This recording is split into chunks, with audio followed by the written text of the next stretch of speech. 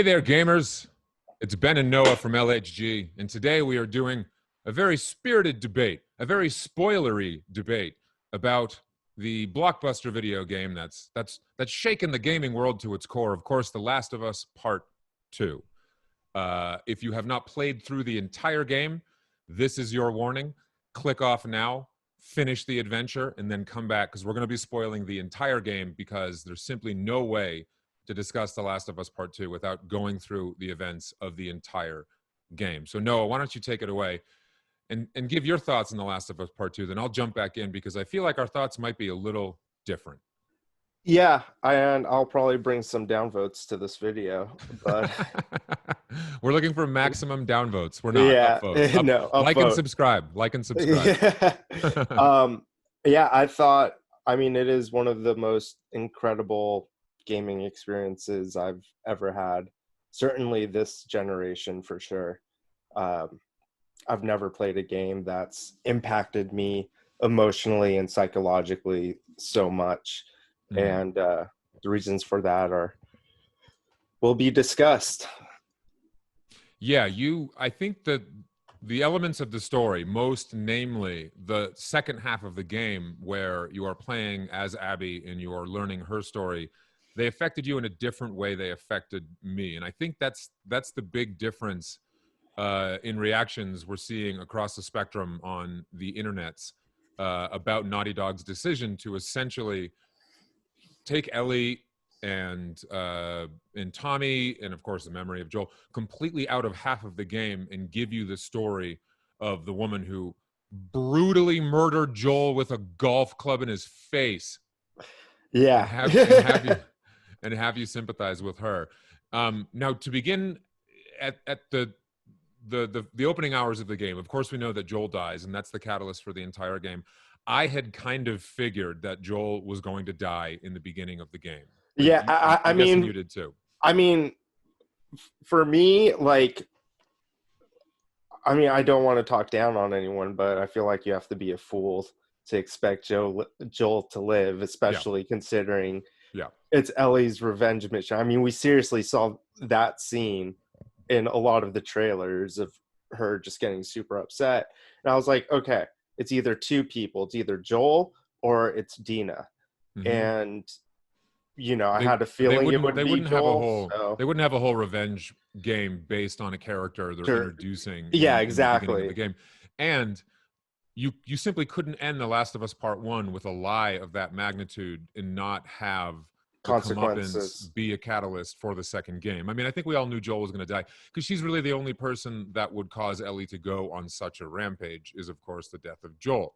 Yeah. And if Joel dies, of course, at the hands of Abby, the new protagonist in The Last of Us Part 2, when she, you know, I've watched a lot of critique on the internet, and one of the things that I definitely agree with, even whether you do or do not like the conceit of playing as Abby, is that the game relies on coincidence to an incredible degree to push forward the narrative, in the sense that Abby and Owen make it to Jackson, this entire fortified town, and then Abby just starts running through the woods and is miraculously saved by Joel.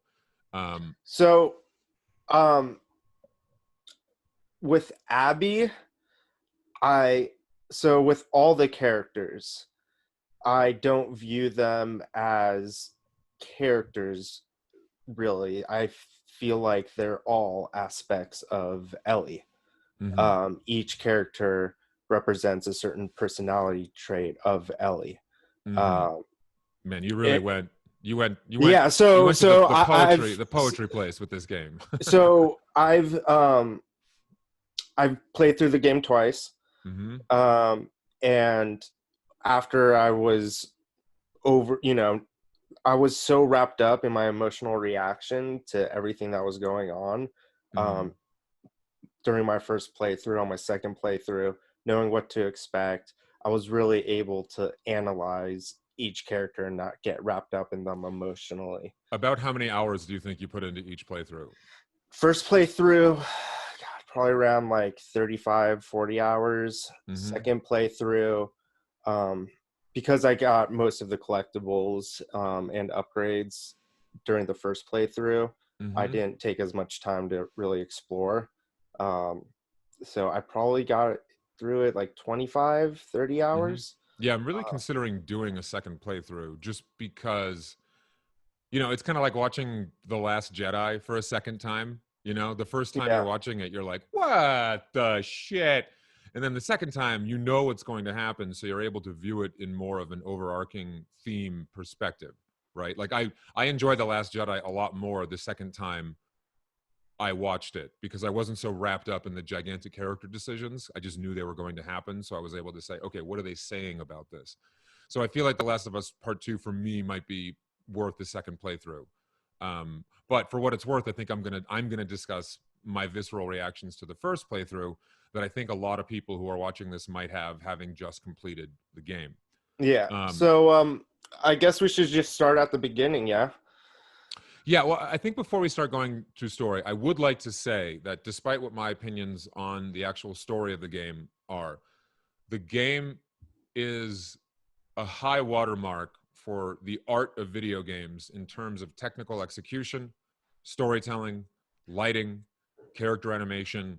There is no equal in all of video games when it comes to the way that Naughty Dog has presented the world of Seattle, has presented the character models. I mean, this was some of the best acting I've seen all year in any medium.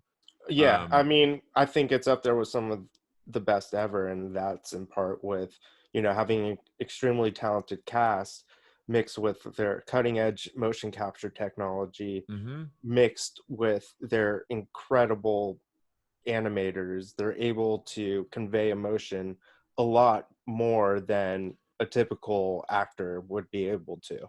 I would say that this game is up there with Red Dead 2 and God of War, and I'm going to say it right now, tops them simply in terms of cinematic storytelling. I think what they've done is a feat that cannot be diminished in terms of advancing the art of filmic video game storytelling. I was just blown away the entire time by the polish and the detail that went into every nook and cranny. Like my playthrough took me about 45 hours just because, as you made fun of on your review, I took a lot of time to just examine like the detail they put into like the paint peeling off the side of a building, the graffiti written on the corner in a sewer in Seattle that no one would ever notice, but love and detail was put into every corner of this game, which is why I think it makes their story decisions so much ballsier. Yeah.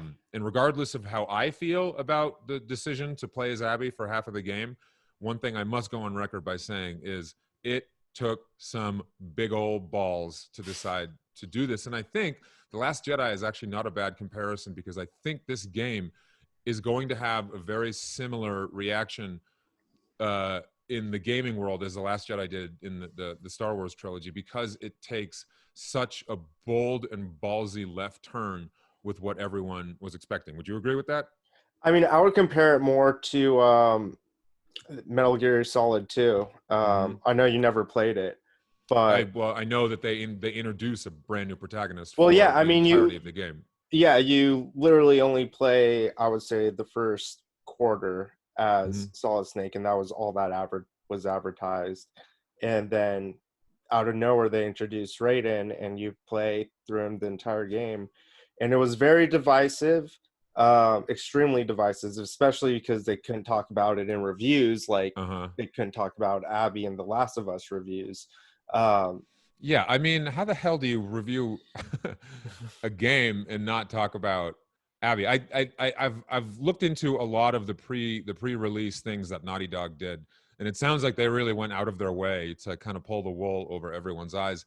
And a lot of people are pissed, but I kind of respect that. I mean, talk about fucking with the gaming populace, you know? Um, Yeah, I mean, for me, the Abby portion is still a story about Ellie. okay, this is where We'll we get get into our into it. this We'll is where get we get into into our it. disagreement. There's so, How would you feel about calling this video The Last of Us Part 2 is the last Jedi of video games? yeah, It'll get clicks. it will get clicks. All right, now it's time to get into Buzzwords. the nitty gritty spoiler stuff. So why don't you take us through, the first half of the story, and then Yeah. we can tag team with when we switch over to Abby. Yeah. So the opening shot of the game is Joel cleaning a guitar. The first thing you see is the moth on the guitar. Um, and the guitar is It's a also the last huge, thing you see in the game is a it's guitar with the also the moth on last the thing. bridge. So I'll get into the significance of the guitar and the moth. Um, there's so many themes, emotional themes, psychological themes through this game, and the guitar and the moth is kind of the pillar where all those themes branch out. So before we get into the second half of the game, which is where the real divisive stuff is, Noah, why don't you take us through the first half of the game and some of the symbolism that is important? Yeah, so the first shot we get is Joel cleaning a guitar. The first thing we see is the moth emblem on the guitar neck. And Joel's cleaning the guitar, and the guitar is a really important pillar that kind of sets the foundation of Ellie's journey with Joel throughout the game. And the moth is a huge significance, uh, which we'll get into as we go through the story, because it's a repeating theme of moths are attracted to light, and there's a lot of discussion of moving towards the light, whether it be like an end goal, serenity, um, just anything to motivate you. The moth is a really important symbolism in the game. So, a moth is attracted towards light. So, that light could be either an end goal, serenity, or yeah. So, primarily, it's light at the end of the tunnel.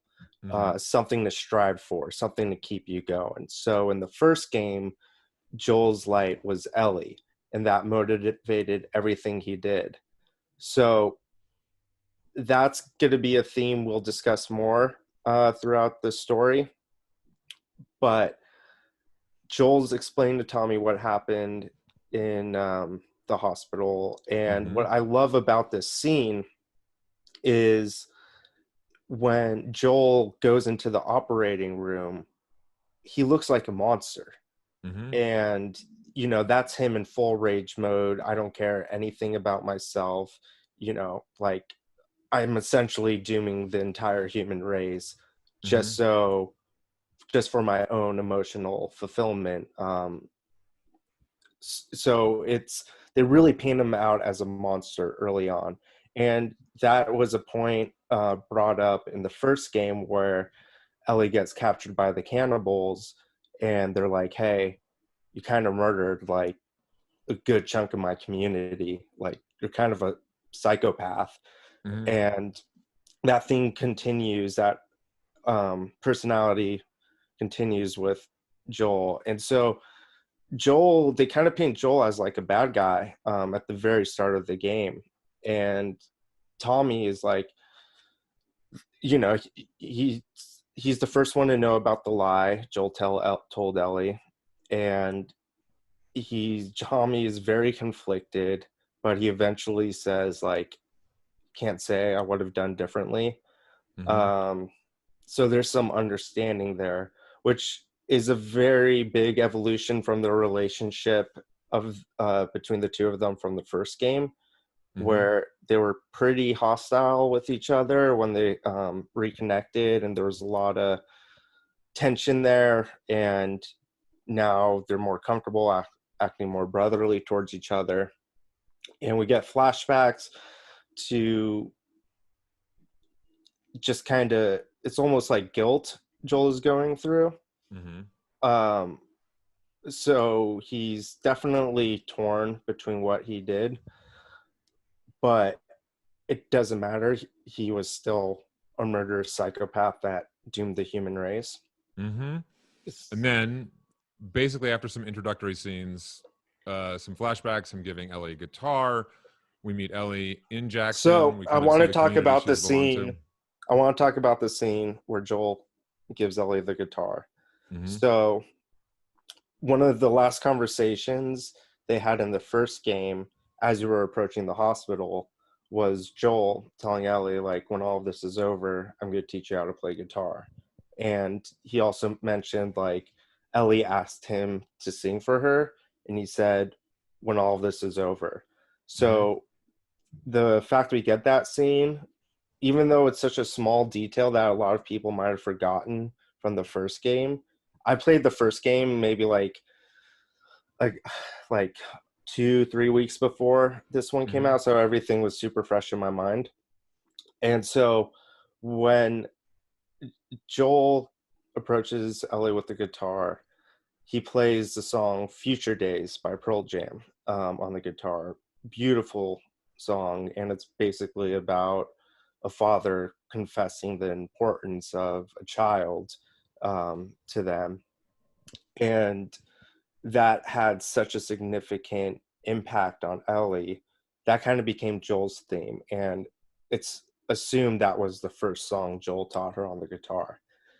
And that song, post Joel's death, is that song and that guitar is the thing that connects Ellie with Joel Mm-hmm. and keeping that memory fresh. Which And makes the final scene so much sadder. yeah, yeah. Ugh. Although Ugh. although there's evidence that it's actually a happy ending. Well, Is it really? there's a Really? small detail. What? What is possibly happy All, about? all, all I'm gonna say is the bracelet. Yeah, the bracelet implies that she went back to Jackson. Yeah. Um, Sure. What did my buddy say? My buddy said a lot of people are giving this game 8 out of 10 fingers. so yeah. So anyways, that song becomes Ellie's connection to But Joel. here's the deal. If she went back to Jackson, then why is she coming to the empty farmhouse, looking surprised, finding the guitar, discovering she can't play it, not taking the guitar, and just continuing to walk? We'll get to that point later. Uh-huh. So I'm going to be bringing up the guitar all throughout the story. So then we flash forward 4 years later, and Ellie wakes up in her apartment, and basically her and Joel and kind of her group of friends, they're basically security um, for Jackson. They go around the perimeter just taking out infected. And yeah, so, but it's more organized. There's a lot less hate involved. It's just kind of like a type of job in that world.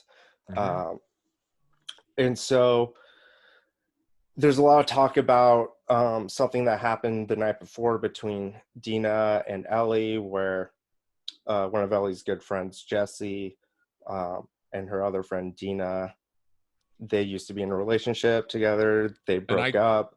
I kept expecting that scene because that was one of the first scenes that was released for the game, and then I played it and I was like, I guess that was just for pre-release. And then that Yeah, scene is one of the final scenes in the games.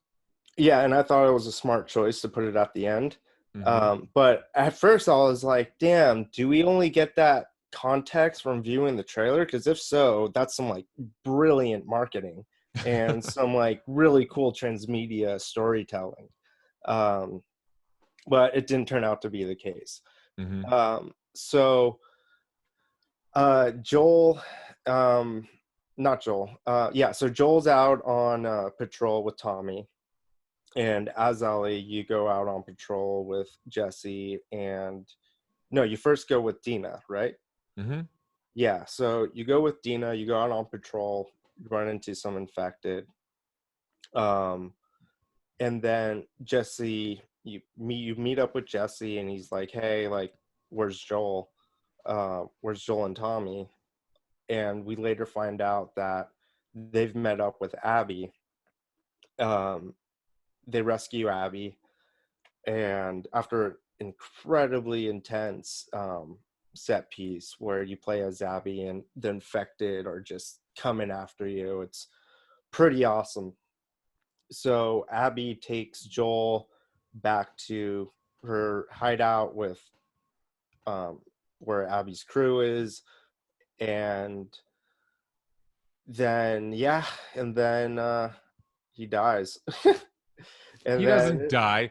He gets brutally murdered by Abby when she smashes his face with a golf club over and over again. First, she takes his legs out, and then she has a golf club. She beats Joel's brains in with a golf club while Ellie watches. And then the game's like, but don't worry, you're going to play at her. You're going to play as her, and you're going to have a lot of sympathy for her. Nah, absolutely not. Nope. so You don't get to murder my puppy and then have 15 hours explaining why your puppy deserved it and I'm a good guy for murdering it. so Nah. I liked how they killed off Joel. Again, I agree with the fact that was what was going to set the events in motion. I knew that Joel was going to have to die for what he did. But the big point of contention that we're going to have is Naughty Dog's decision to have you play half the game as Abby. Yeah. So with Joel just being killed like that just by a golf club, it was a really interesting reminder of the kind of world this game takes place in, because throughout the whole game, by the end of it, you just feel like an invincible badass. And then with him just getting beaten to death by a golf club, it shows like, hey, he's just another dude. He's like, there's nothing real special about him. And it just shows how dangerous this world really is. And to me, it humanized Joel more.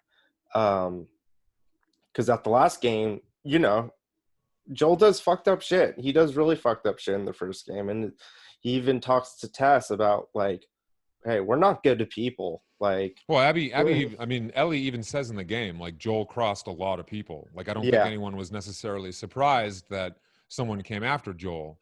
But I just think it was the brutality in which Joel was murdered. And in fact, Abby has flashbacks to that very scene throughout, Ellie has flashbacks to that entire scene throughout the game. And again, one of the points of contention I have with it is that Ellie shows remorse the entire time she's doing what she does. Like, remember that scene when she kills Nora and she comes back, and it's that scene that was in the trailer with her hand shaking and she's shell shocked, and then she just says, I made her talk. I made her talk.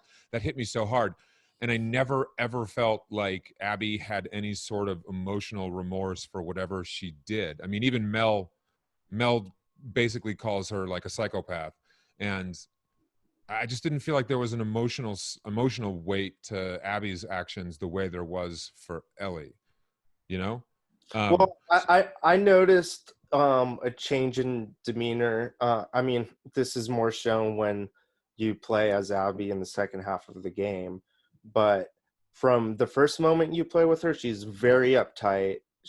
She has that rage, and then afterwards, after she kills Joel, she seems a lot more calm, relaxed, and just kind of at peace than where she was at the start of the game. Because her vengeance, quote unquote, is complete Yeah. until she discovers that because of her vengeance, Ellie has come and begotten vengeance upon her. And the line I did love that really stayed with me is the crossover between the first and the second half is Abby's lines, we let you live. You killed all my friends. We let you both live, and you wasted it. Yeah. I love that. That really hit me. So just talking about the story, getting to that crossover. So Abby and Dina, they eventually travel to Seattle. Then there is the Uncharted Lost Legacy open world portion. I want to go back to that scene where Abby spares Ellie and Tommy. Mm-hmm. It really shows what kind of character she is, because like, think if it was like on the other hand, Joel or Ellie would like instinctually just kill everyone in that room. Not leave a single person alive. With Abby, it shows she's not a murderous psychopath. She just had it out for this one person. And she even let his brother live. And she didn't even know the significance of Ellie at that time. So the fact that she let them both live, in fact, fought her crew to let Mm-hmm. them live. It's like, hey, this isn't us. We only Yeah, came here for him. who was it? Manny? Was Manny the Uh, one that wanted to kill everyone? yeah, it was Manny, and I think Owen wanted to kill everyone too. No, I think Owen fought against it, and so did Mel. But Manny definitely wanted to kill everyone. You kind of Yeah, wondered who had parents that were in the Firefly crew that Joel just iced. yeah. Um, So so to me, Abby that lets scene them that all go. showed that is the first sign that Abby, on paper, is a Mm-hmm. better person than Joel and Ellie. Mm-hmm. Um, and that's where I didn't connect. I didn't have sympathy for Abby, but that scene just kept in Yeah. my mind like, This hey, she's not a monster. I this don't game could feel be called Sympathy for the Devil. well. It was. I didn't have any sympathy for her. I just like.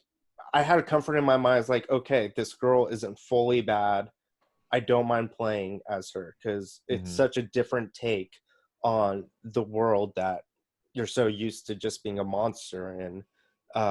It was a really new, fresh perspective on the world, and it shows like, hey, there's still decent people out there that aren't just out to kill people for their Yeah, own there self are really gain. good-hearted people that Yeah, while they will murder someone with a golf club and bash their brains in, they will spare their friends, and yeah, thus and proving it's that just like people are good.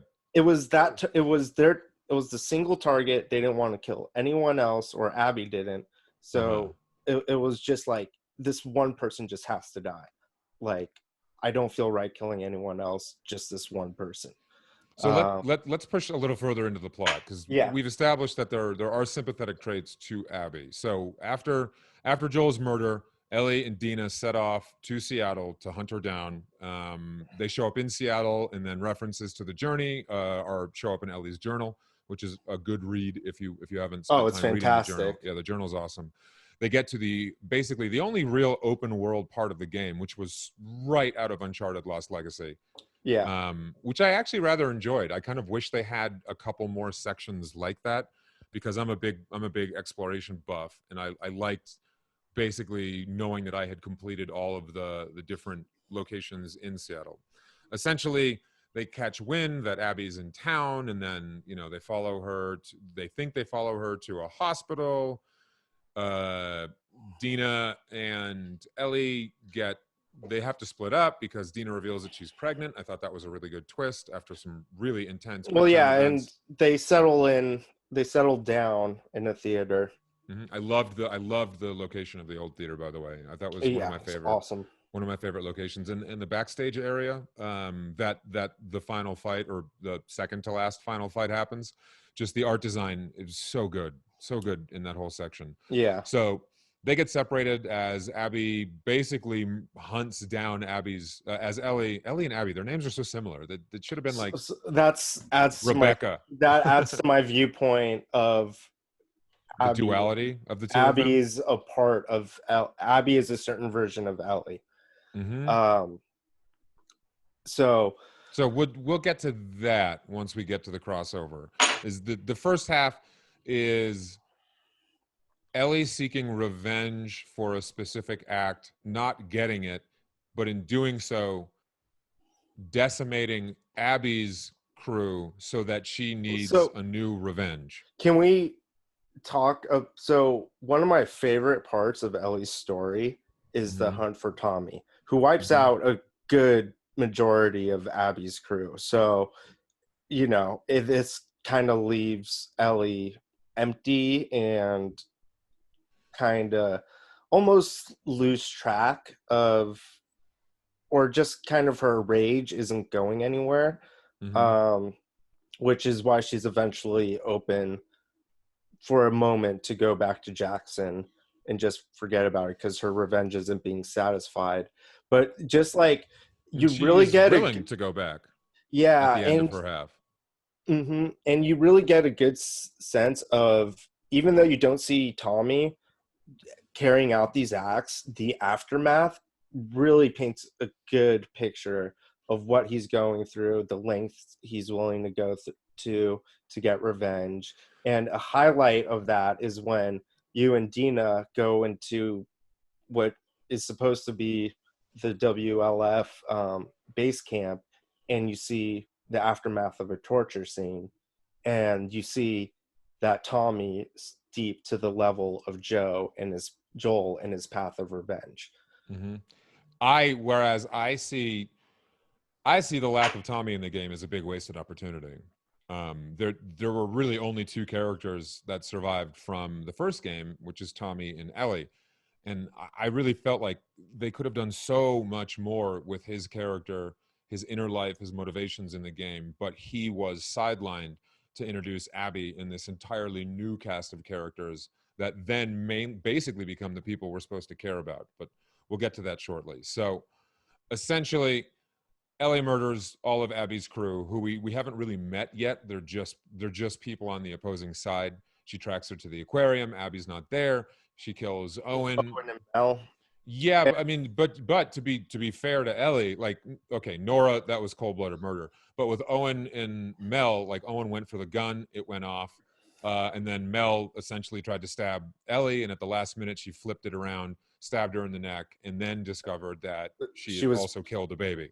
And that's kind of where Ellie just kind of, she realizes for a moment, maybe this isn't worth it. This is turning me into something I'm not.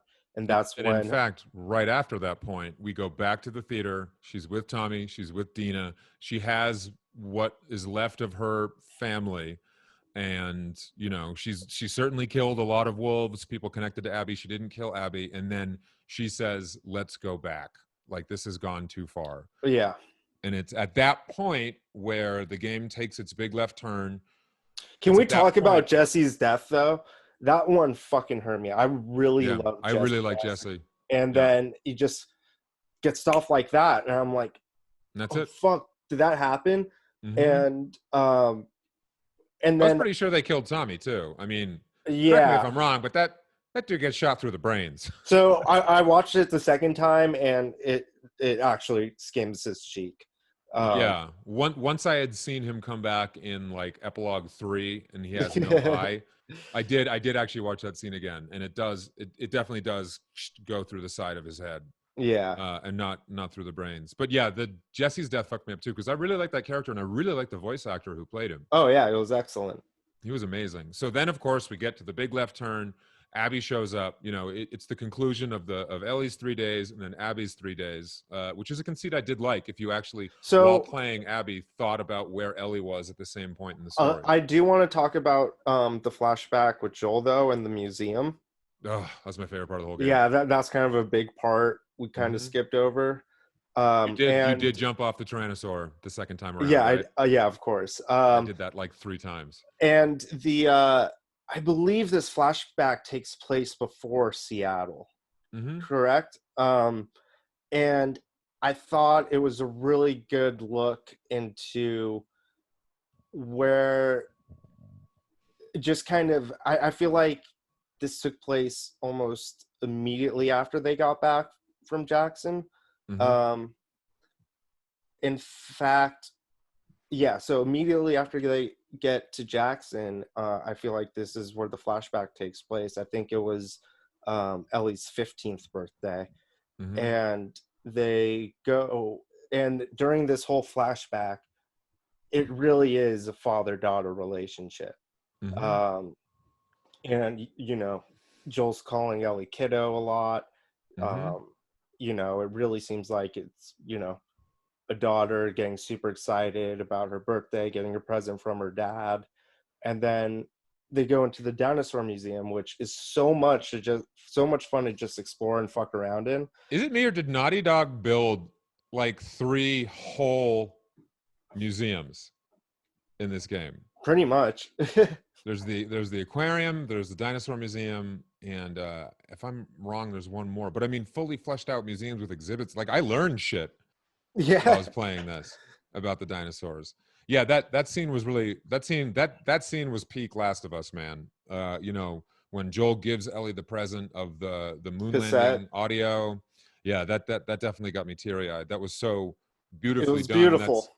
and then that's about as good as it's going to get for those two characters, because the next flashback is, and I had a problem with the Seattle flashback, in that all of You a mean sudden they're, the Firefly flashback, the hospital flashback? when Ellie discovers the truth of what happened, Yeah. because I had a problem with that in the sense that, like, if they're in Wyoming, traveling on horse to Seattle is a No, gigantic. no, that that hospital was in Utah. The Firefly Hospital was in Utah, Yeah.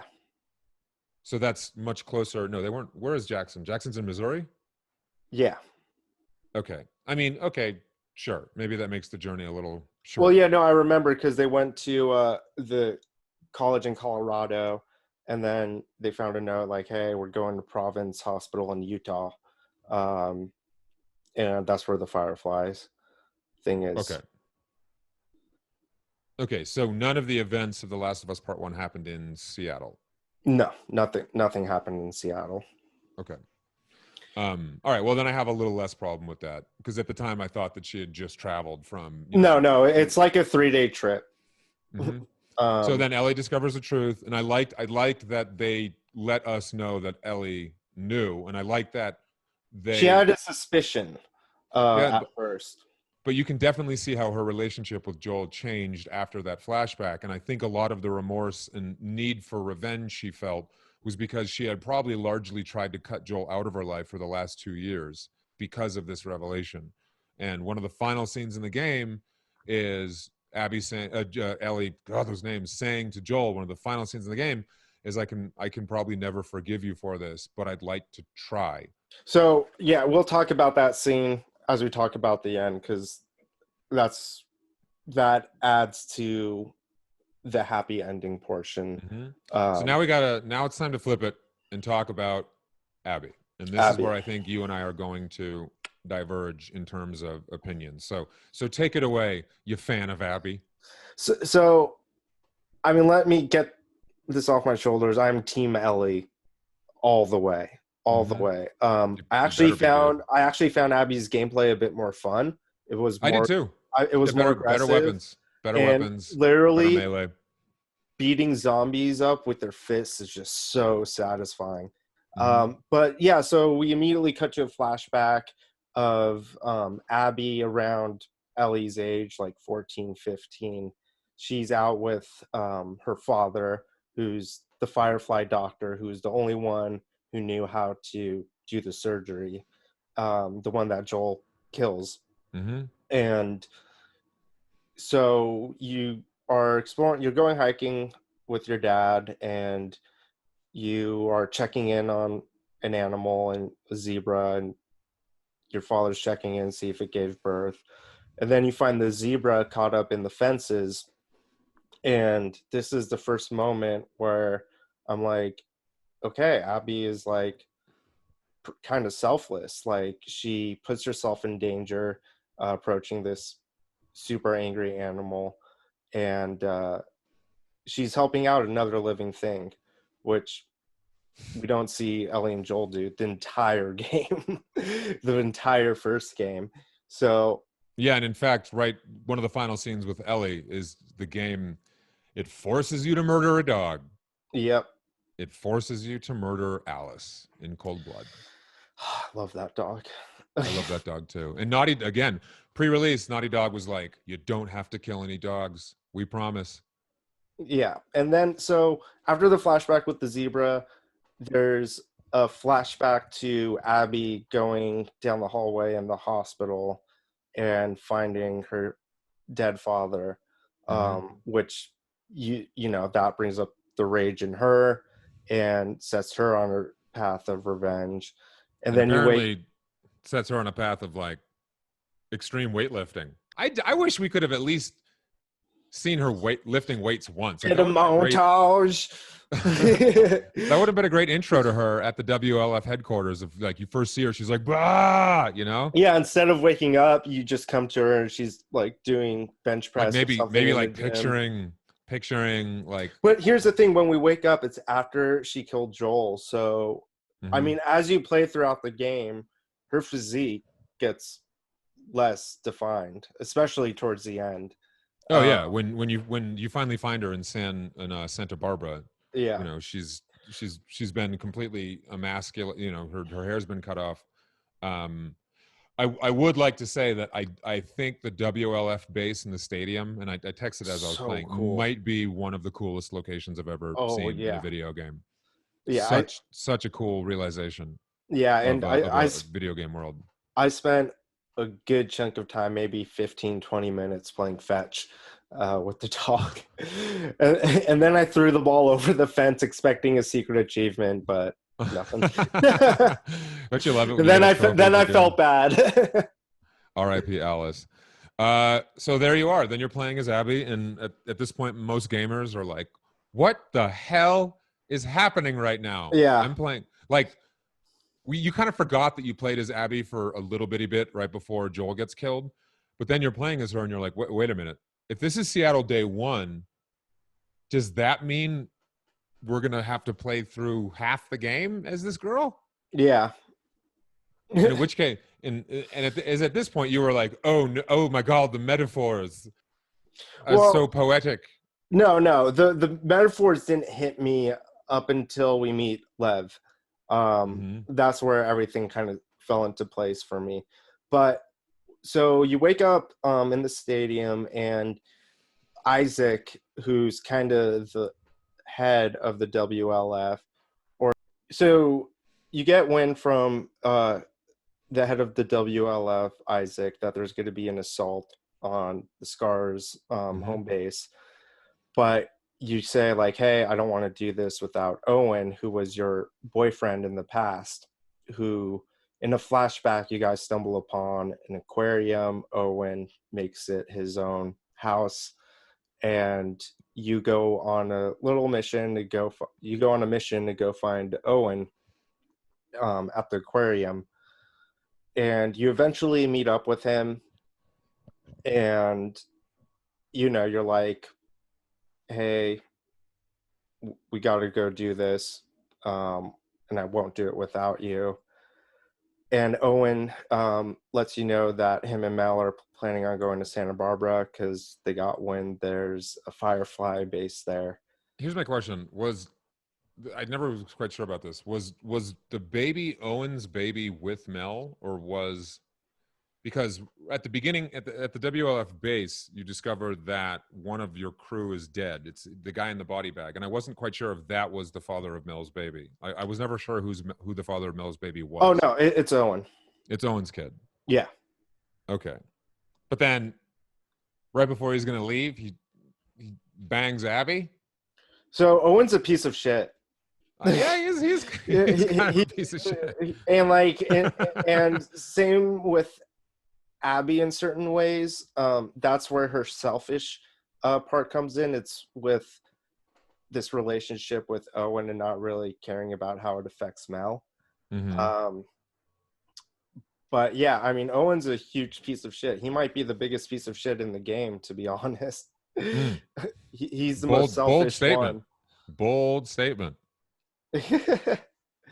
So yeah, and so so Owen's like, hey, I'm not going to come back with you, and I'm embarrassed. I forget what sets you off from there. You meet that's when you leave. That's when we first encounter the Scars, and then you meet Lev and I'm trying to remember the reason though she left Owen. And what the hell is the reason? She has to go. Does she have to go to the hospital? You got something? No, that's to save Yara's arm, which was stupid and pointless. Oh no, she got murdered. No, she got hailed by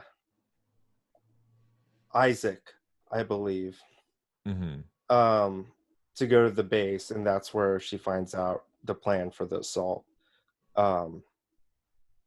She's like, I gotta get back, they're expecting me, otherwise they're gonna come after me. So Abby decides to not leave with Owen to go to the Firefly encampment in Santa Barbara. Yeah. Right. So She bangs Owen and then's like, I'm out. Yeah. She's like, And then of I course, can't be a home wrecker.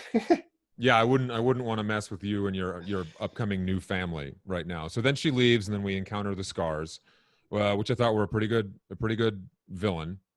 Yeah. The whistles were well done, and I think I enjoyed the combat against the Scars more than the wolf factions, because the enemy AI seemed to be more linked up to each other.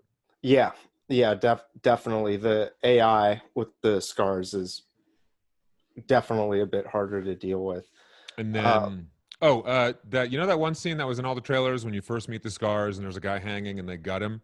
I don't know yeah. about you, but I saw one other YouTuber did this. I was like, you're not going to gut that guy. And I fired an explosive arrow and just blew up the three people, and they never got the dude. So I felt good about myself. Yeah, no, I threw the second time, or the first time I just watched that scene play out, and the Mm-hmm. second time I tried saving the guy, and I threw a Molotov cocktail. And this is when you're playing as Ellie. I threw a Molotov cocktail and they just all got burned. I was like, You're oh. playing as Abby at this point. No, this is the No, you you are first playing as Ellie. encounter the scars as As Ellie. Ellie, right? So then Oh, you're Abby. You meet Lev. you get captured by scars. That's what happens. You get captured Yeah, on and your way. there was that scene that they used, one of the pre-release trailers was the raining, where they hammer Yara's arm, that kind of gruesome scene. Oh, that was so brutal. That scene Yeah. was so intense. Yeah, that was. And then running through the woods. Dude, this second, once that scene was over, that one scene with, like, there are like, I don't know, 8 or 9 clickers that come at you and all you have is the Is a hammer. hammer? Dude, I died so many times playing that. Oh, really? Uh-huh. I kicked ass. Oh, you did. Good for you. Yeah, but like my thing is like I've picked up a million hammers in this game and they all break. Why can't I just keep this unbreakable hammer? But yeah, that scene is really Quick intense. question. Favorite melee weapon? Mine, upgraded pipe. Oh, mine is easily the upgraded machete. Really? 1,000%. Oh yeah. Oh yeah. Um, I just wish that stupid Scar hammer wouldn't break after 3 hits. I mean, of all the things that wouldn't break, right? I mean, that Last of Us 2 has some real, like, Breath of the Wild level durability for the melee weapons in it. Mm-hmm. You're like, oh, there's this steel hammer, but hit 3 things with it, it shatters. You're like, what is this made of, cake? So you met So Lev, you met Yara, you're running, you're getting out of yeah, there. and then because Lev and Yara saved you, Mm-hmm. you feel an obligation to help Yara and her arm, and so But then, like, this is a big point of contention I have with the fact that you're playing as Abby, is that 3/4 of Abby's time spent is spent trying to save these 2 Scar children. And I understand one of the big themes in The Last of Us 2 is humanizing the enemy. I mean, the whole game is nothing really is humanizing the enemy, basically, from when you start playing as Abby on. Like, it's humanizing Abby, the person that murdered Joel, and then it's humanizing Abby's mortal enemies, the Scars, because they saved her life.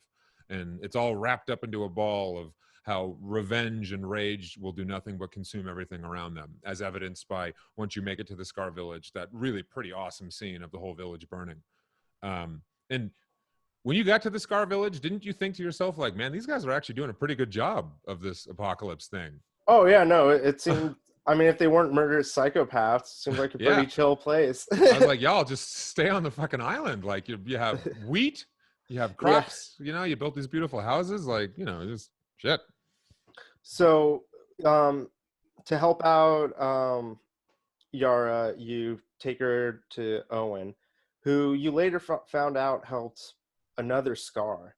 So, or earlier you found out he helped a Scar, which is kind of why he went AWOL. You remind me of that? I don't think I remember that. So the reason why so a rumor, like you find out on why Owen isn't coming back to the base is because he helped a Scar, Mm-hmm. and he's just hiding out there, and he just feels weird about continuing the fight after Mm-hmm. he had an encounter with a Scar that really humanized that faction for Owen. and that occurred again with Lev and Yara. Um, Also, the fact that they were outcast and shunned and being tracked down by their own faction, like Abby Mm-hmm. was at that point. And then, of course, And you find out the real reason for why Lev is considered the apostate, because Lev was born Lily, yeah, and then basically was determined that Lily was going to be wifed up to one of the elders, and Lily was like, "F this ain't who I am," shaves her head and becomes Lev, then becomes an apostate. They're on the run.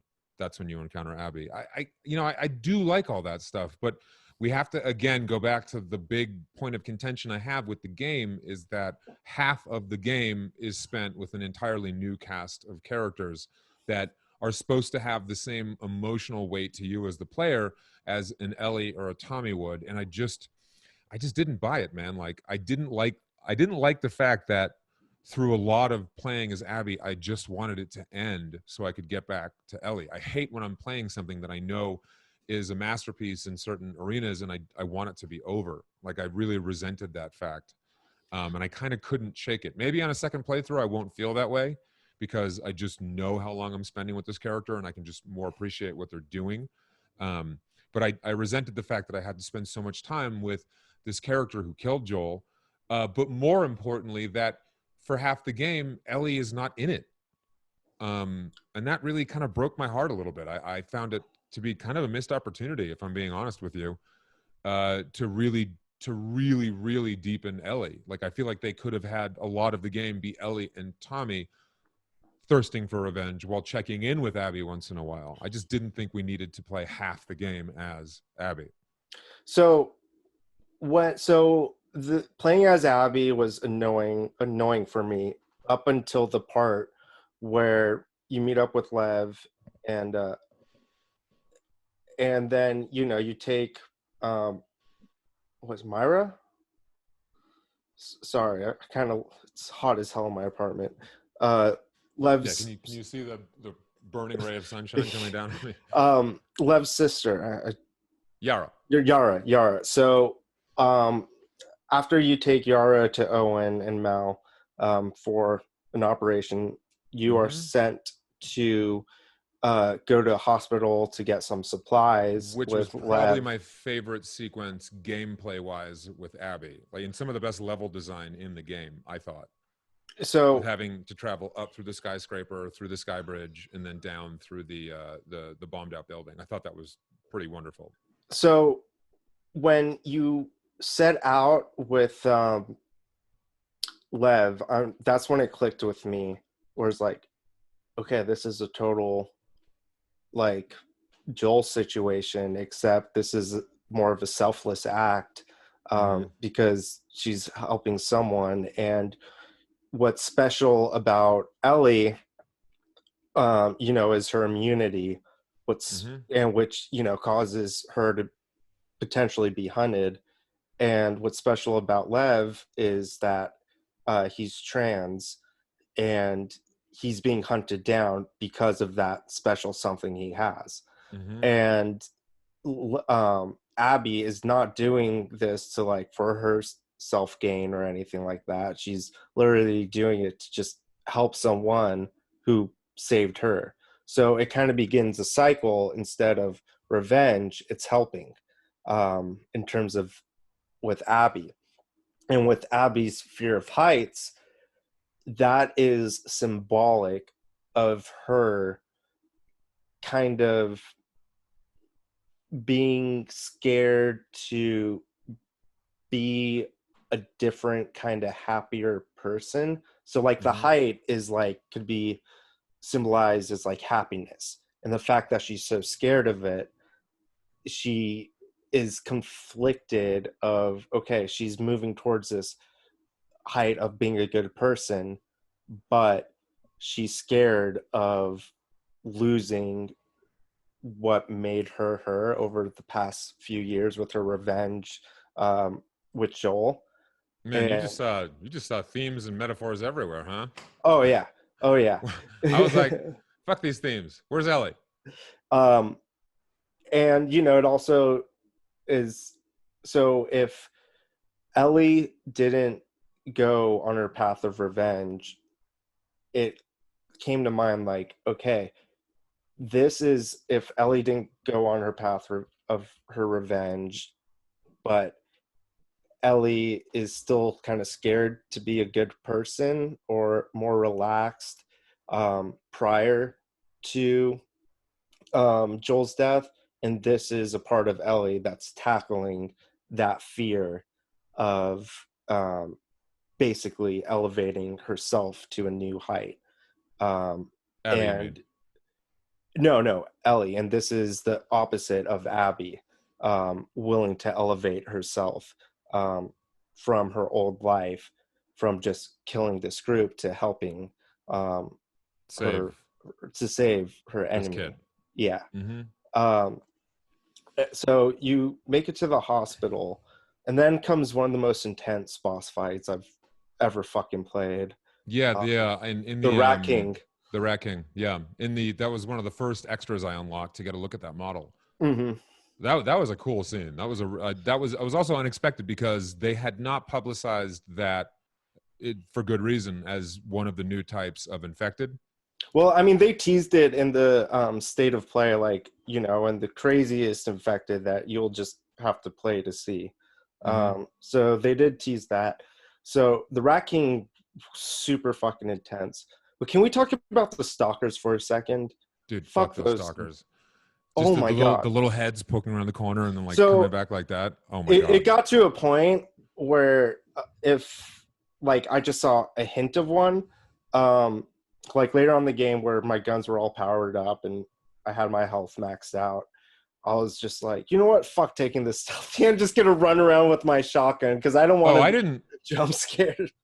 I didn't play stealth on this game at all, and I was Oh, playing on really? hard. Oh yeah, no, I was guns blazing, man. I'm big on the scope, brother. Like I'm a sniper in any game that I play, and I would just snipe the shit out of everyone, and then I'd snipe, I'd run, I'd duck, and then either if I was gonna snipe someone, if I missed, I'd wait for them to kind of round the corner, and then I'd just fucking run at them and just melee their face off. Yeah, It was more fun for me. I found myself doing. Yeah, I didn't play stealth with Abby whatsoever. With Ellie, Abby had better weapons. A yeah, flamethrower for reals. flamethrower, assault rifle, crossbow.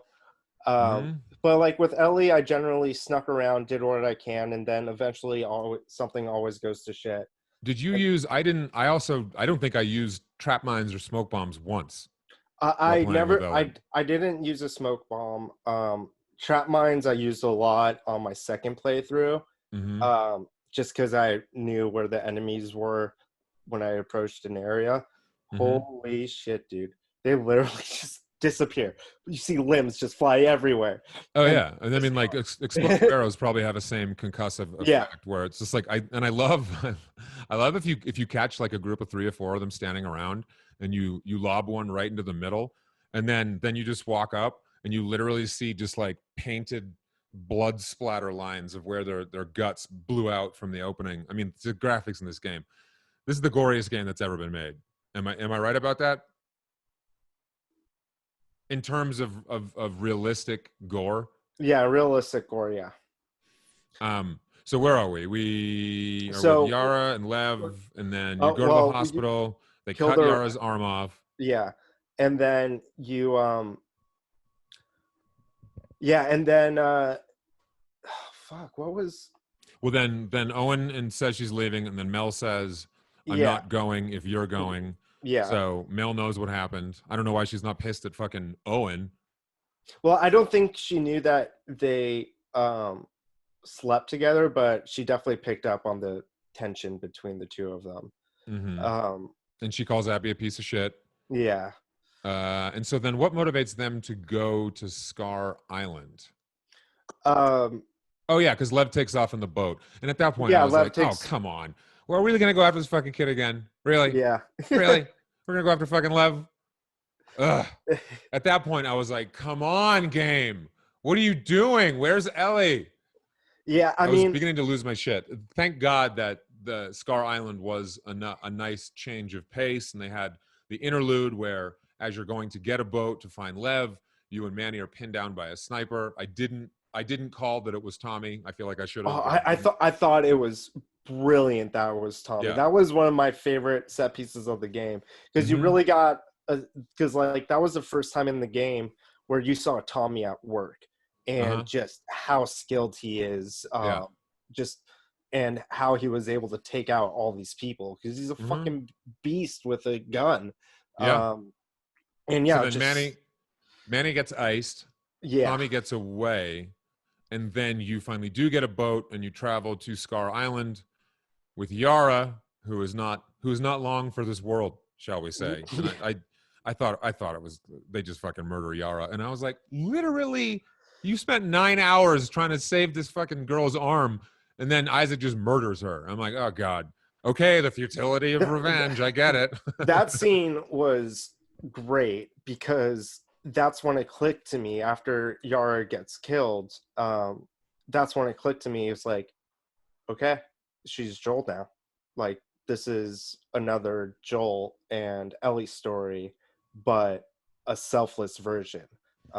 Like, again, Abby, I know you thought that the whole time. I was like, I would have preferred an Ellie's story. Yeah, no, and I get that, but it's a really good contrast of there's like, it's a good way of showing like, okay, so Ellie's light throughout this whole game is getting revenge for Joel, and Abby's light is helping this kid out of sheer guilt. Now, Joel had no guilt whatsoever for his actions. Meanwhile, Abby, she feels guilt after, she gets to know Lev a bit more. It's like, hey, like, he's human, he's hated by his own crew like I am, and it's just a more real relationship with a more of a real emotional mutual motivation. Whereas with Joel and Ellie was just along for the ride. She like knew she had to get to this place, and Joel's like, hey, this is a way for me to connect with, this is a second chance for me to have a daughter. And that's a selfish motivation. Where with Abby, it's like, hey, you helped me out, I'm going to help you out. We keep helping each other out. And, we're accomplishing all these amazing things. So, yeah, you go to the island. You find out Lev killed his mother. Accidentally. Yeah, accidentally. You think? Because Lev made it seem like she went after him, like, and it was self-defense. Yeah, no. Anyway, then you gotta get the fuck off the island. That's what Yara says. Like, hey, you were defending yourself. Yeah. Then she dies, and then fucking all hell breaks loose on the island. And Lev's like, hey, if we get to that was a great scene. That definitely that brought me back to it with the WLF attack on the Scar Island. Just because the art direction in that scene was just incredible. Amount of shit that's going on screen, and just the size of the environment. Yeah. I was blown away. It's like, how the fuck is this keeping a consistent frame rate and feels so smooth with all this madness going on? The lighting is out of control. The sound design with people just screaming left and right is out of control. Escaping on the horse, that quick time event. And I really actually dug the final, Scar boss fight before you get off the island. Yeah, that was a tough one for me. Those mini bosses could be pretty tough. So you get off the island, you and Lev, you get back, you go to the aquarium, you discover that Alice is dead, you discover that Owen's dead, you discover that Mel is dead. You figure out that Ellie is hiding out at the theater. You get to the theater. I knew Lev would boost her up that ladder. No one loves a boost me up more than Naughty Dog. No one. It wouldn't be a Naughty Dog game without, come here, boost me up. I feel like those are like hidden loading screens. You think the boosts, Yeah, I feel like they are. like squeezing through a tight passage, Yeah, the boost man. All exactly. right, you get to the theater, and then of course the timelines converge. Jesse gets one in the face. Tommy gets one through the side of the brains. And then here probably the point that I disliked the game the most, and I did really like the game. I give the game between a 6 and a 7 out of 10, just FYI. But the fact that you're still playing as Abby trying to kill Ellie really pissed me off. So I, that threw me for such an emotional battle. I can't tell you how many times I've purposely died. Just like, okay, this. Kill me! Come on, I kill can't do me! this. And then after like 6 times of like purposely dying and seeing that there's no other way to progress the story, I bit the bullet. But then when it go to the short cutscenes, I was like, yeah, Ellie, fuck her up, fuck her up. And then, yeah, and then, yeah, they really fuck each other up. That was so intense, and I was like, I can't believe they're making me do this. And thankfully, you know, Lev convinces Abby to just stop right before Abby's kills She's about to Dina. kill Dina, and Ellie's like, she's pregnant. And Abby says, Like, good. Um, She's a psycho. She's a cold-hearted snake. Look into her eyes. She killed Joel with a golf club. yeah. Don't believe her lies. So then we go to the first of the 83 epilogues this game has. You flash forward to a farmhouse. Ellie supposedly has like the perfect life. She's got baby JJ, Jesse's kid, living in a beautiful farmhouse. It's a sunset. You got your wife there. You know, you got wheat, you got crops, but you just can't let it go when Tommy shows up with one eye and says, caught wind of a girl who's built like an ox. First you Traveling.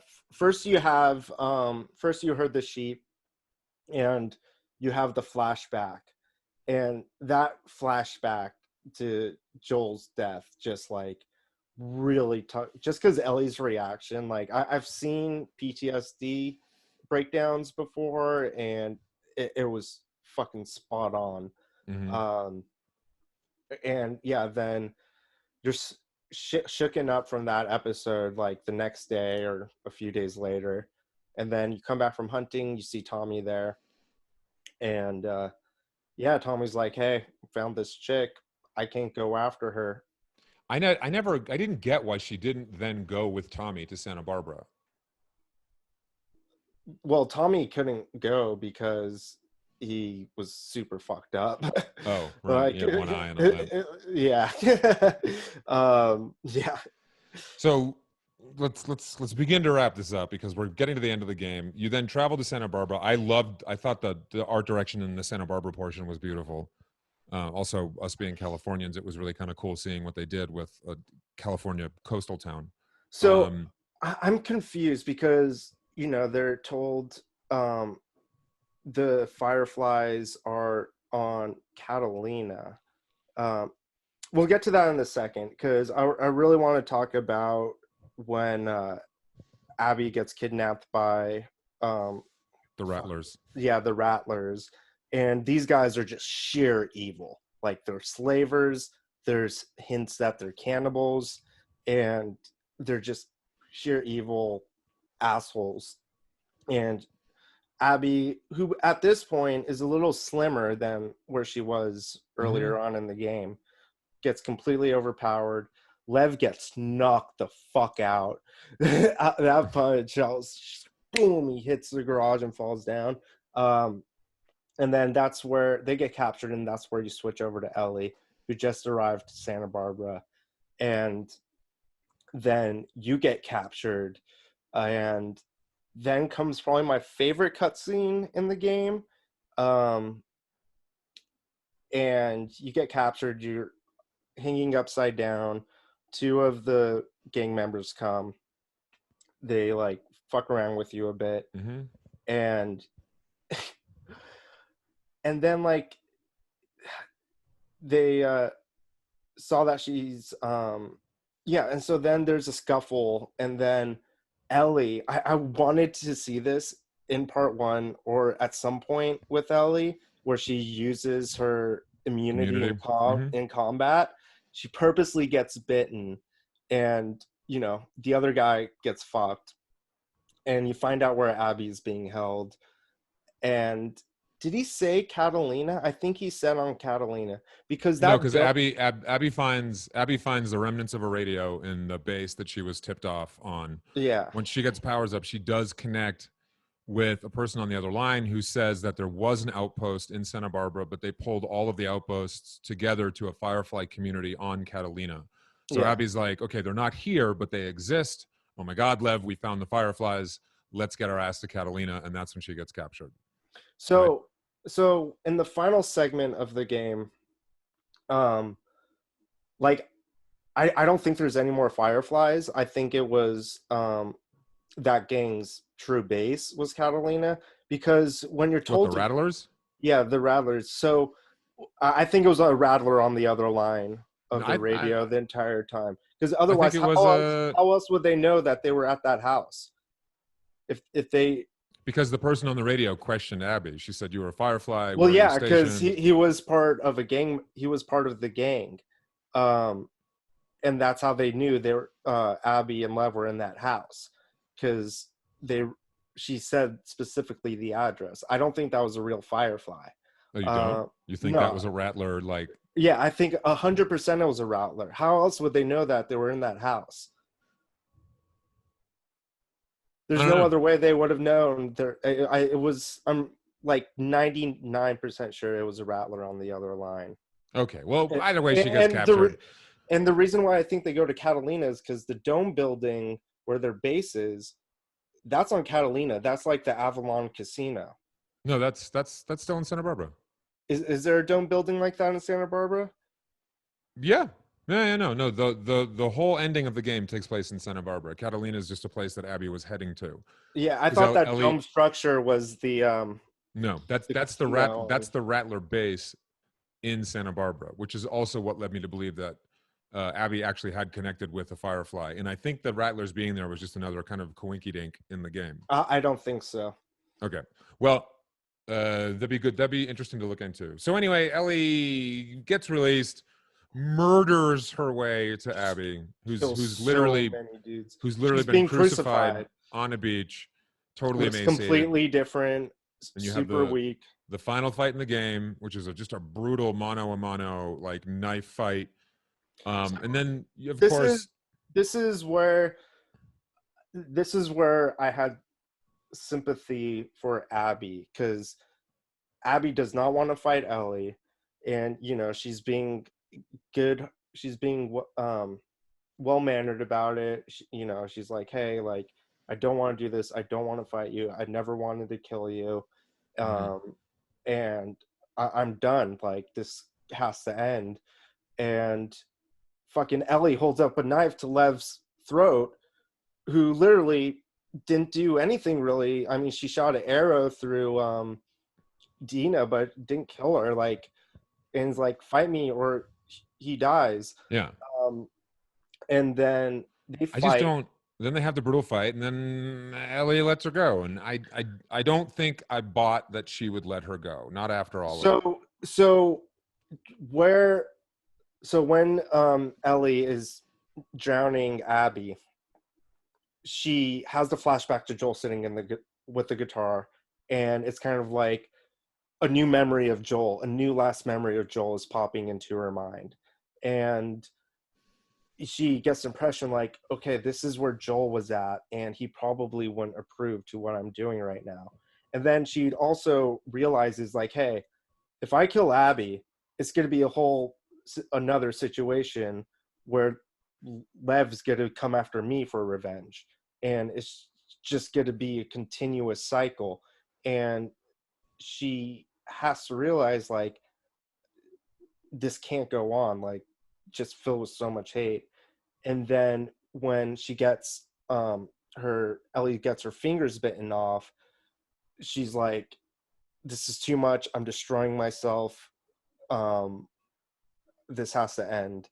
And so she spares Ellie in the final part of the game is like wasted away.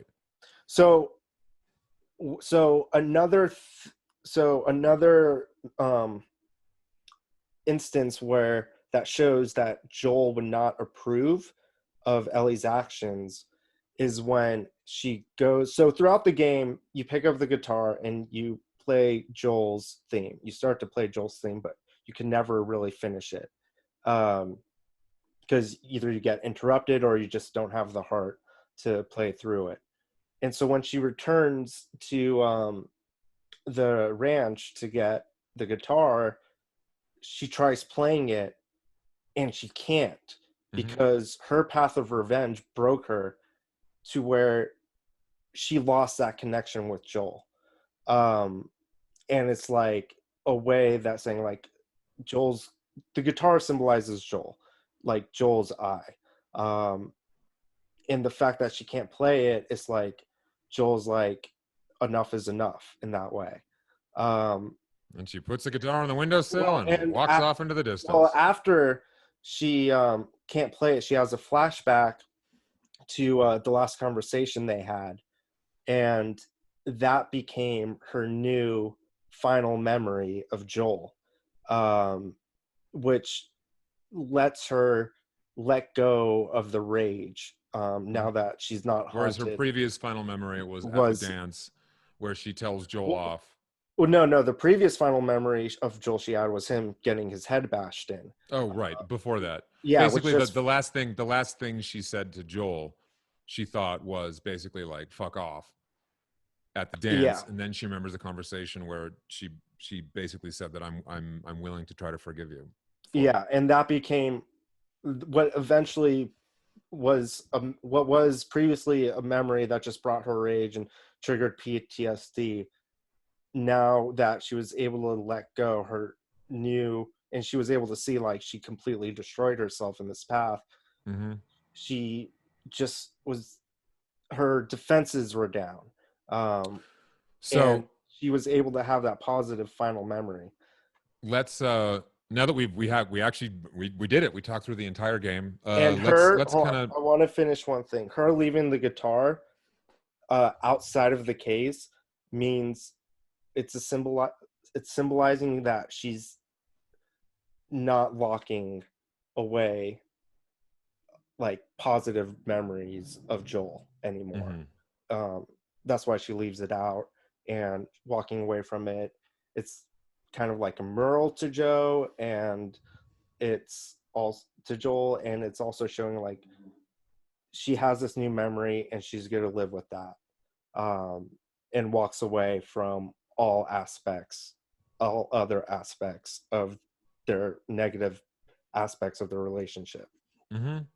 So now that we've made it through the entire game and we have touched on a lot of the symbolism of the characters, let's just kind of give some final thoughts on the actual experience of playing the game and what we think it means in the larger context of the story of The Last of Us, and maybe even where Naughty Dog is at a studio. So take it away.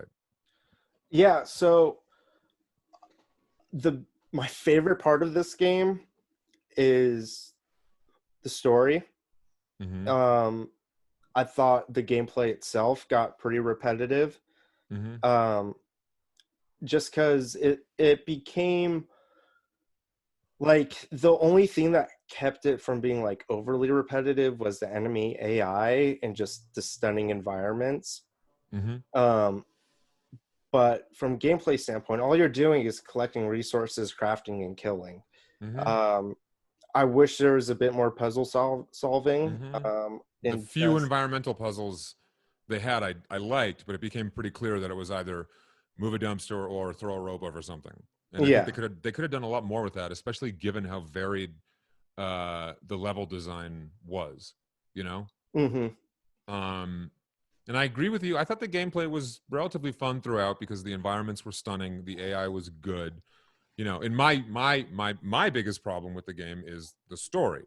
You know, I think everything else is an absolute masterpiece. I simply wished we had spent. I wish you had spent 75% of the game playing as Ellie, 25% of the game playing as Abby, not 50-50. That you can sum up my problem with the game in a nutshell right there. Yeah. I didn't get enough time with Ellie. Yeah. I got too much time with Abby. I mean, For me, I feel like if the game just focused on Ellie, the game would be like 5 hours shorter.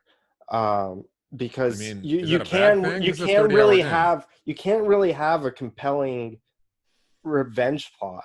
It's super fucking hard to do, um, from the standpoint of one person. Um, because like what? That's the story. Joel dies, and you're just off on revenge. Well, let's not forget Tommy, though. I feel like they should have made Tommy a much bigger role in this and developed his motivation for being in on this as well. You know, that's where I think they dropped the ball in terms of story.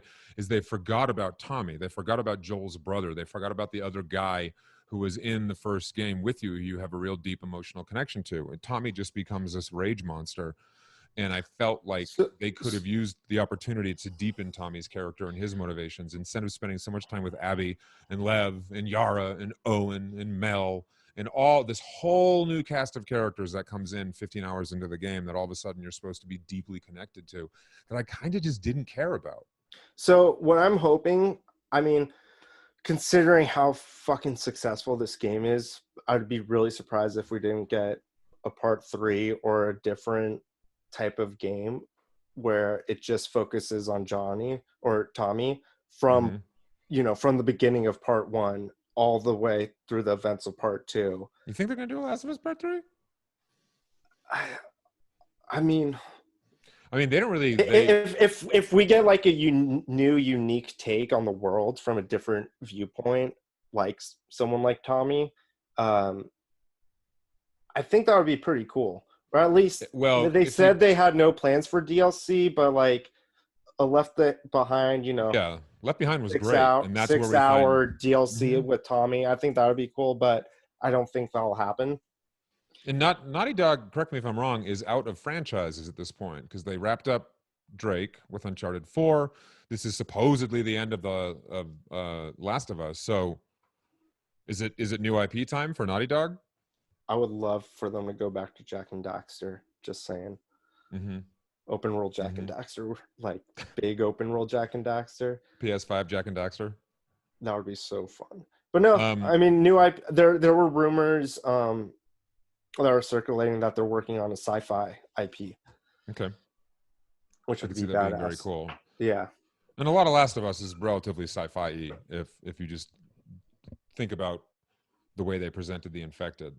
yeah, Um, so I think that's probably going to wrap up our hour and a half long Spoilercast discussion yep. of The Last of Us Part Two. I'm still pretty firmly in the camp of 6 or 7 out of 10, solely because I wanted 25% more Ellie and 25% less Abby. Everything else I consider to be the high watermark for gaming. I just wish they had balanced the story out. Again, I don't mind Lev necessarily, or even the new characters. I just didn't want to have to be forced to care about them while also abandoning Ellie and Tommy for a full half of the game. And that's just how I feel. Maybe on a second playthrough, I'll feel differently because I know that I'm not going to get Ellie, so I can really try to deepen my experience with the Abby portion. That'll probably happen. But I know that you felt the opposite. That all So the new. as an experience, 10 out of 10. Like I've Mm-hmm. never experienced a piece of media that moved me and it's taken me on such an emotional roller coaster as much as The Last of Us Part 2 did. From a gameplay perspective, I would probably give it an 8. Mm-hmm. But yeah, the story and overall, I mean, it's one of those unforgettable gaming experiences. I have like 7 games that I consider unforgettable that I remember every aspect of, and this is one of them. Incredible experience, certainly one of the best games of this generation. Mm-hmm. Um, Yeah, I would even agree with you. I mean, I still feel 100% it's a must play. oh, yeah. It's a must play. Even if you hate the story, you simply have to see what Naughty Dog created. I cannot believe how many art assets were made for It's this game. insane. It's It's insane. it's beyond comprehension because you probably travel through 100 burned out buildings that each have their own distinct style in set of props and world and location. I just couldn't believe how many art assets were made for this game. It blew my mind every time. So that's it for the Spoilercast discussion for The Last of Us Part 2 for LH Gaming. Clearly we give it. Clearly we care. So if you've made it this far, you care too. So make sure you like and subscribe to the channel because we go deep. We go real deep. And we got a lot of cool stuff on the way. We got a lot of cool stuff. Big Xbox reaction in a few weeks. Very excited. It's a good time to be a gamer, man. It's a good time to be a gamer. We're right around that next gen corner. So I'm excited. So all right. Any last words, Noah? No, just thanks for watching. Like, subscribe, and we got good gaming content on the way. Yep. Like and subscribe. I am Ben. This is Noah for LHG. Much more in store. How did you feel about The Last of Us Part 2? Let us know in the comments. Did you like the story? Be nice to each other. Be nice to each other. Be nice to each other. Did you ever use trap mines? I bet you didn't. And we will see you in the next one. Peace. Peace out.